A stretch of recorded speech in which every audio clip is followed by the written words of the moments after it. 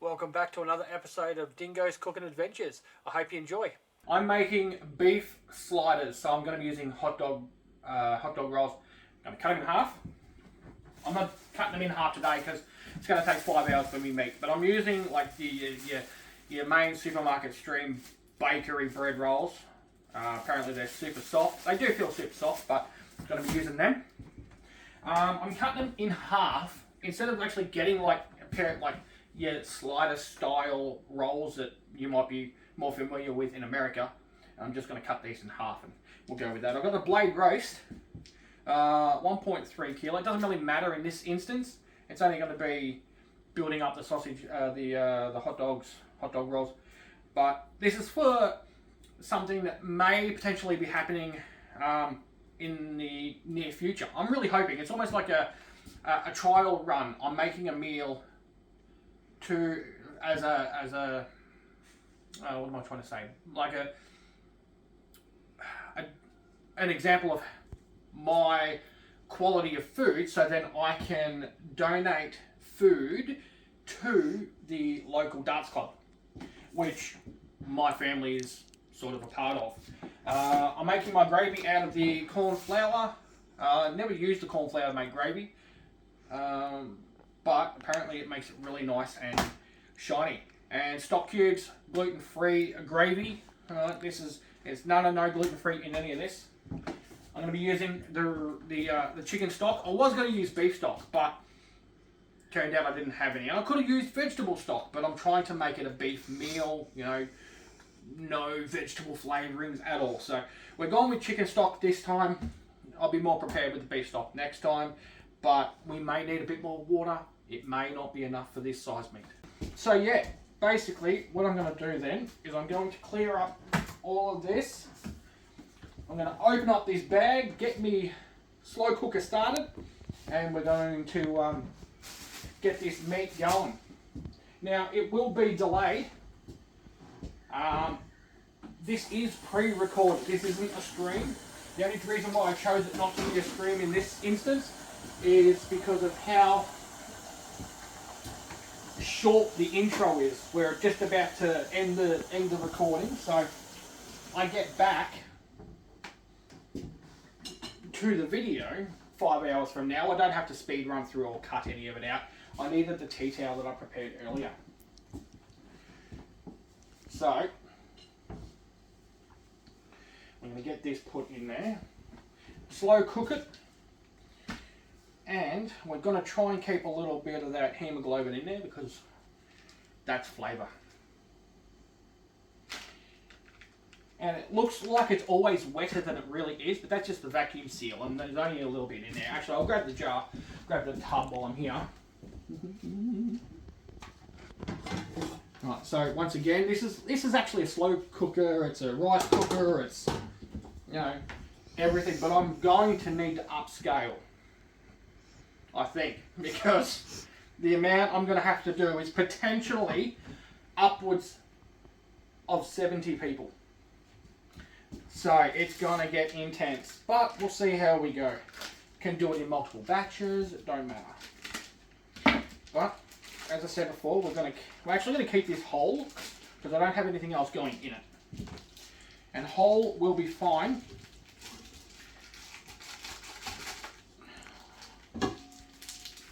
Cut the bag a bit more.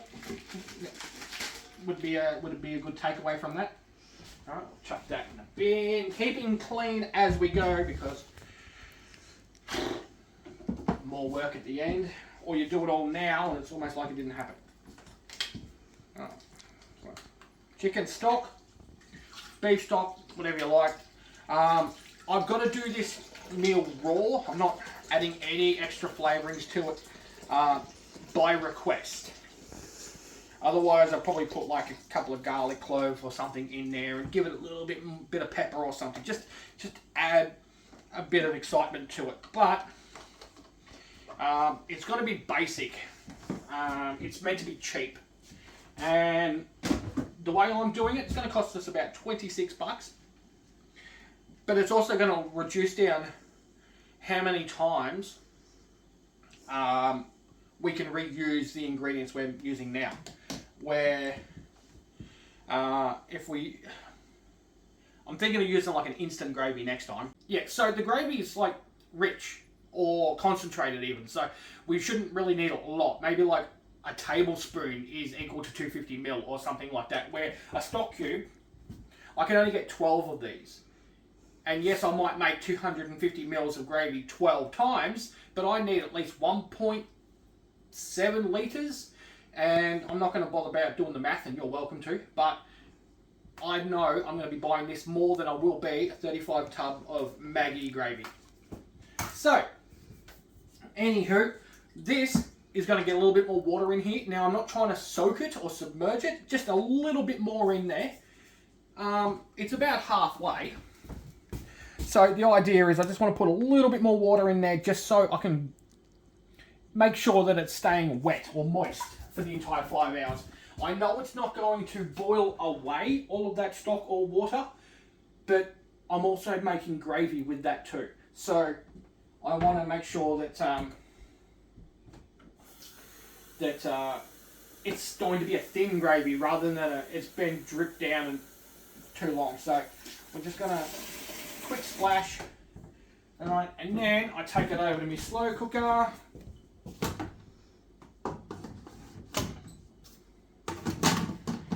Alright.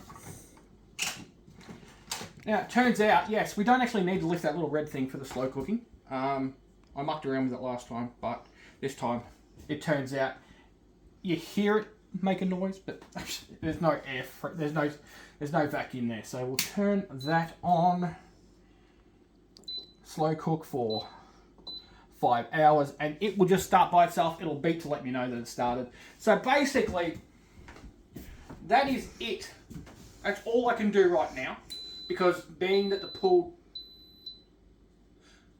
beef has to cook and actually be prepared before I can do any of the gravy. So you will see me in 5 hours from now. Alrighty, so it's been about 5 hours, probably more, because it did end at the end of the night, and I didn't want to do any gravy making at the end of the night. So I've left it in there overnight, and overnight it has separated very well. It has cooled down a bit, and we're going to need the liquid cooled down for that reason anyway. So if I bring it over and I'll show you. Alright, we've got a bit of fat in there, but all of that came directly off the meat itself, so it's all good fats. We're going to make the gravy directly in here. Now, we're making it from scratch. So, alright, so with my corn flour or cornstarch, whatever it is, whatever you want to call it, the recipe calls for cornstarch if you're making it off a recipe, but apparently flour and starch mean the same thing. I'm not probably going to use this all the time, but it makes it glossy and apparently fancy. 2 stock cubes should be giving me the flavour to balance out that starchiness. And I've got a scoop that I'm going to be doing all the mixing in. So what you want to do is you want to take it. It's all going back in here, but you want to make it separate. So we're just going to take some of the liquid out of here. Try not to get any of the meat, but we get all of that. Oh, it's going to be a pain, eh? You just don't want to blitz up your meat. But anyway, so we got that then with a tablespoon, maybe a proper tablespoon. You want about 4. So this is going to be your thickening agent. I'm just going to chuck 4 in here. Oh, this thing is wet for some reason, so it's sticking inside the scoop, even though it was a dry utensil to begin with. Maybe moisture. Probably moisture. Anyway, so 2. We got 3.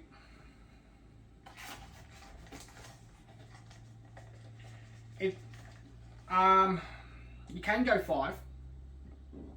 It may start to get more of a cornstarch flavour, and you don't want to use a whole new cube to fix that, because these are very, very strong flavoured, very concentrated, and yeah, that's going to be a disaster for the gravy in total. So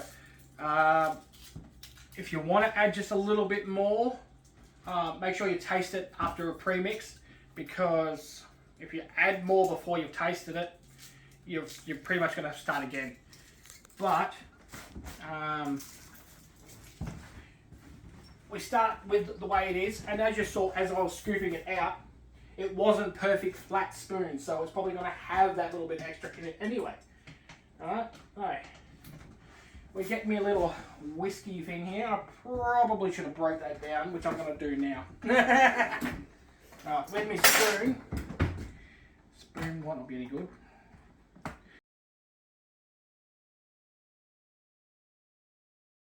It's going to get noisy, so when I put this down, you can turn the volume back up.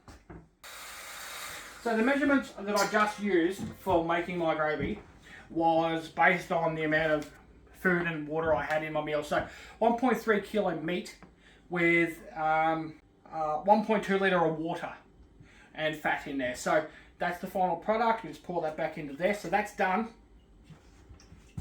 And if I grab my meanie out,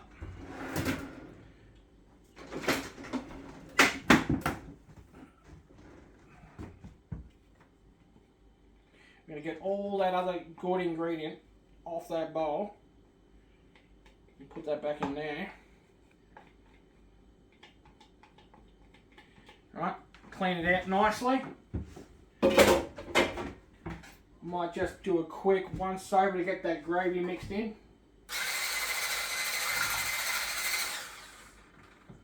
Right. And then we're going to put this back on the heat.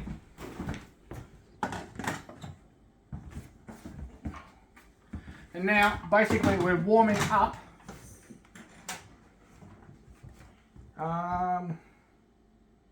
We're warming up the meal itself. We want keep warm, and it will build itself back up and warm itself up. Probably about 5-10 minutes, maybe. And the liquid and the meat and the gravy should all be nice and warm. If you want it thicker, as I said, add more cornstarch to it, but then you're going to have to go by taste and try and adjust the starchiness to the stock flavour based on the taste that you're getting from it, because you don't want it to taste starchy. It ends up being crap gravy. Okay, so that has been a Dingo's first when he's coming to gravy, making gravy. I do have me rolls. What I might do is, while I'm waiting for this, we will wait for it to warm up. I'll cut back where I'm actually preparing the rolls, and we'll do maybe a couple of still shots of it so you can see and pause the video whenever it suits you to have a look at the final product. Alright, so totally forgot that I could probably do this beforehand. So we're going to do the hot dog roll prep now. So yes, these are not sliders, but my interpretation of a slider is a little roll, easy to eat, probably eat it in one mouthful. So what we're going to do is we're going to turn these hot dog rolls into half rolls, like so. I'm not using a serrated because they're soft. If they were hard, it wouldn't have mattered. But right, so I don't want to lose any of this bread in here. And these are like tongs. You could use whatever you want. I don't know, maybe the back end would even work. But basically, I'm just hollowing out so I can put all my meat and gravy in there. So that is a finished product where, you know, put your whole finger in there and it's fine. And I'm just going to repeat that for these. Don't go all the way to the end, otherwise the gravy is just going to pour out the bottom. Alright, so I've got all my buns and that, not my buns, my hot dog rolls done. I'm going to grab a new one of my chopping boards, put them over here. So they're all been hollowed out, as I showed you before with the first one. Long enough that, you know, up to your knuckle. But you don't want to go any further than that. But then again, it depends on how long the rolls are. They could be different. As I said, it's not a recipe, it's a guide.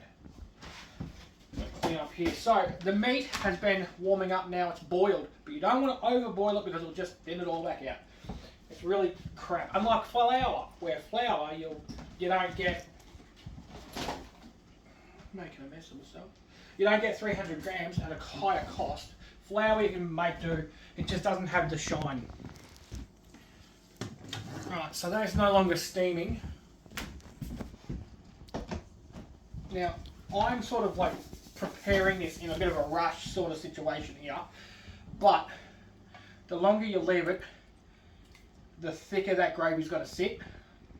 But if I can get the camera over here, you saw what it looked like before, and now just look at all that thick, sloppy 1-to-1 gravy. So what I'm going to do is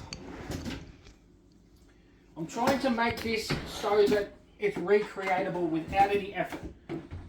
I could use these, but then it's like, I don't know, just I'm not going to bother. So I'm going to use a spoon instead. I'm going to force feed the meat into it. Alright. You can add cheese, you can add seasonings, you can add just whatever you want into these things. But you don't want them to overflow, because unless you've got like some way to stand them up, yeah, you're going to have an issue. But what I'm going to do is I'm going to get a serving plate. Oh. Yep, upside down, it's looking like it's going to work.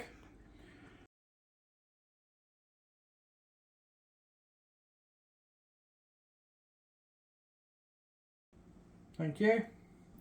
I can get my 2 taste testers now to come over and grab it. You're right. You're right. You can zoom it out now. Silent.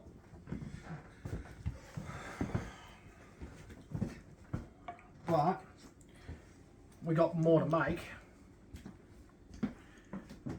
But essentially, yeah, if you want to add cheese in here as well, you can. Yeah, it's. I'm actually wanting to try some of this now, actually. My camera person is going to need one as well, so I'm going to make up one for them. And once this is done, this one here is done, you'll get a...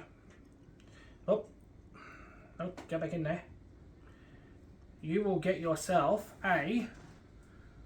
another picture of some description. But anyway, that has been my pulled beef and gravy sliders.